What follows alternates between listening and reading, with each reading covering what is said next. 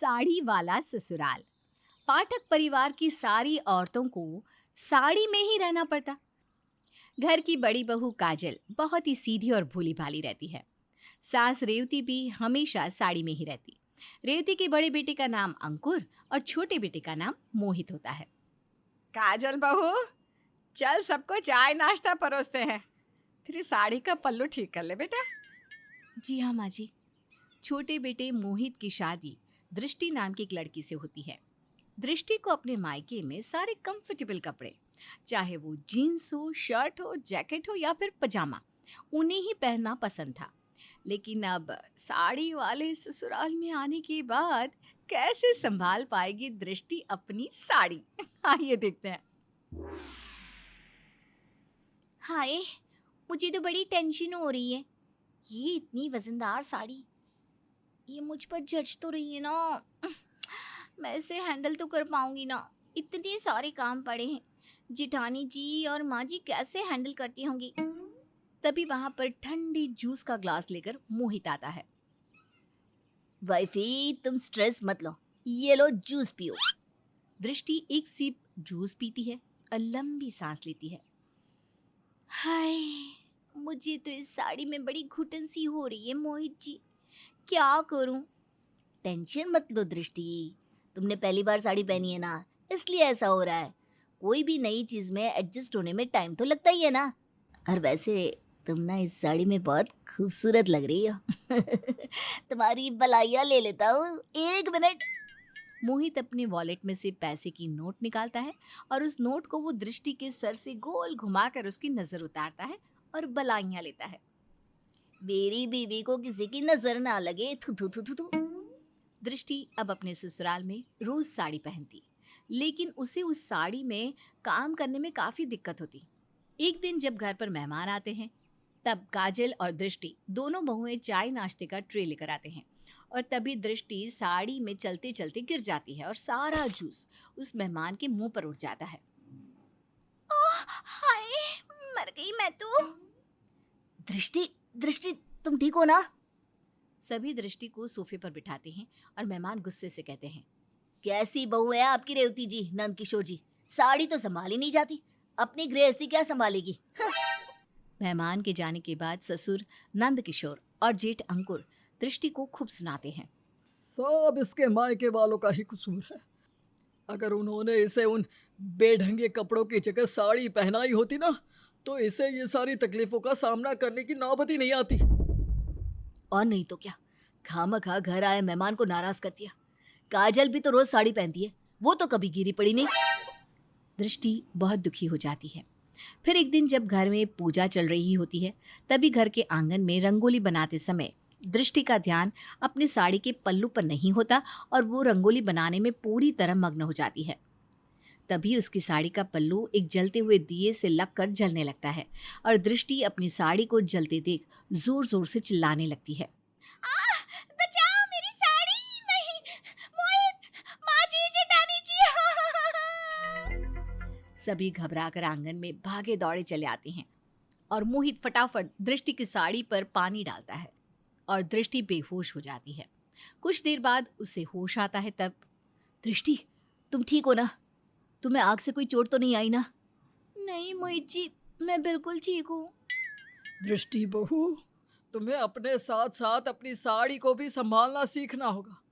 ऐसे ही करती रहोगी तो एक दिन बहुत बड़ी आफत को बुलावा दे दोगी, जैसे आज दी थी।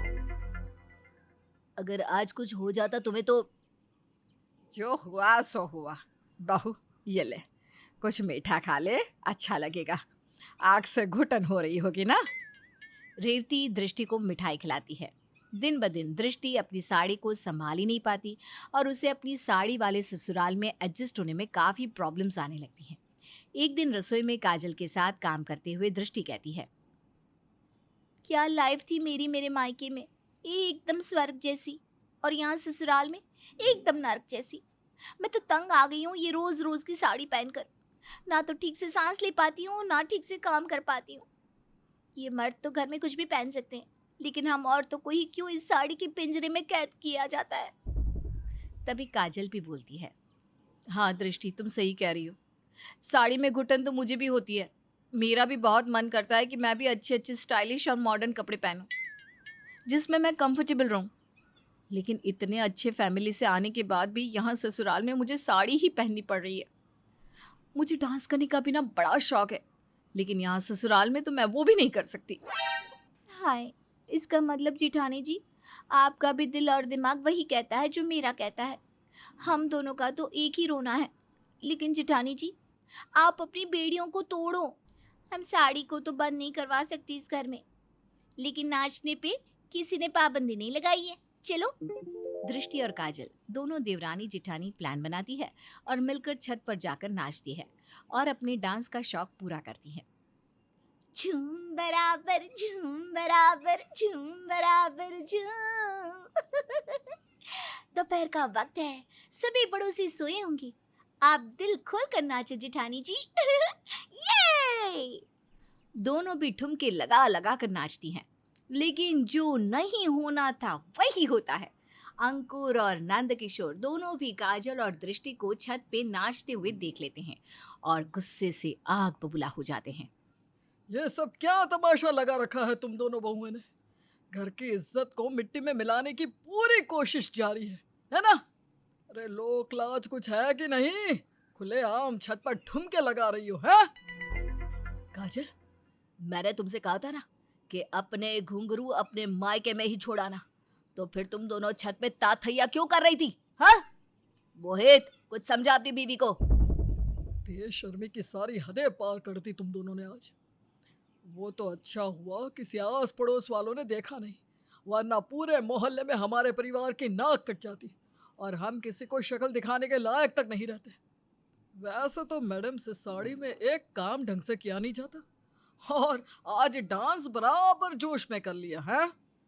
रेवती कह दो अपनी दोनों बहुओं से, आज के बाद अगर इन्होंने ऐसी कोई बेवकूफ़ी वाली हरकत की तो मुझसे बुरा कोई नहीं होगा। दृष्टि और काजल की पाबंदियां अब तो और भी ज्यादा बढ़ जाती है। ससुर नंद किशोर उनसे बहुत सख्ती से पेश आते। मोहित भी इस सब में कुछ नहीं कर पाता। फिर एक दिन अचानक से सास रेवती सबके सामने जींस पहनकर आती है और उसे जींस टॉप में देखकर सभी घरवाले चौंक जाते हैं। नंद किशोर को बहुत गुस्सा आता है। ये सब क्या है रेवती? तुमने ये जींस पहनी? अरे हिम्मत कैसे हुई तुम्हारी? अपनी मर्यादा भूल गई क्या? क्या है ये सब बताओ, वरना क्या? मैं आज साफ साफ कहती हूँ, दृष्टि बहू काजल बहू, तुम बिना डरे बिना किसी शर्म के तुम्हें जो पहनना है पहन सकती हो, वो भी आज से इसी वक्त से। फिर तुम्हें कोई रोक के टोक के दिखाए तो मैं उस इंसान का वो हाल करूंगी जो उसने सोचा भी नहीं होगा। माँ, आपका दिमाग तो ठिकाने पर है ना? आपको इस बात की खबर भी है कि आप क्या कह रही हैं और क्या कर रही हैं? रेवती, एक औरत को यह सब बिल्कुल शोभा नहीं देता, और इस अधेड़ उम्र में तो बिल्कुल भी नहीं। अभी के अभी जाकर साड़ी पहन कर आओ, इससे पहले कि मेरा गुस्सा ज्वालामुखी बनकर फट जाए। जाओ, मुझे और गुस्सा मत दिलाओ। मैं साड़ी नहीं पहनूंगी। मुझे जो पसंद है, जो अच्छा लगता है, जिस कपड़े को पहनकर मैं आरामदायक महसूस करती हूँ, मैं वही कपड़े पहनूंगी। रेवती को देखकर दोनों बहुओं को भी हिम्मत मिलती है और वो भी आवाज उठाती हैं।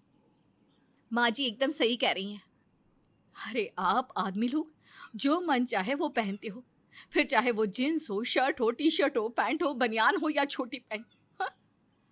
अगर आप लोग सीना तान कर अपने पसंद के कपड़े पहन सकते हो तो हम औरतें क्यों नहीं? क्यों हमेशा औरतों को ही एडजस्ट करना पड़ता है? हमें भी अपनी जिंदगी अपने उसूलों से, अपनी इच्छाओं से जीने का पूरा पूरा हक है। आज के बाद अगर आइंदा से किसी ने हम पर रोक टोक की तो फिर मुझसे बुरा कोई नहीं होगा, समझे नंद किशोर पाठक जी? रेवती, दृष्टि और काजल तीनों का गुस्सा और उनकी हिम्मत देखकर नंद किशोर और अंकुर की बोलती बंद हो जाती है।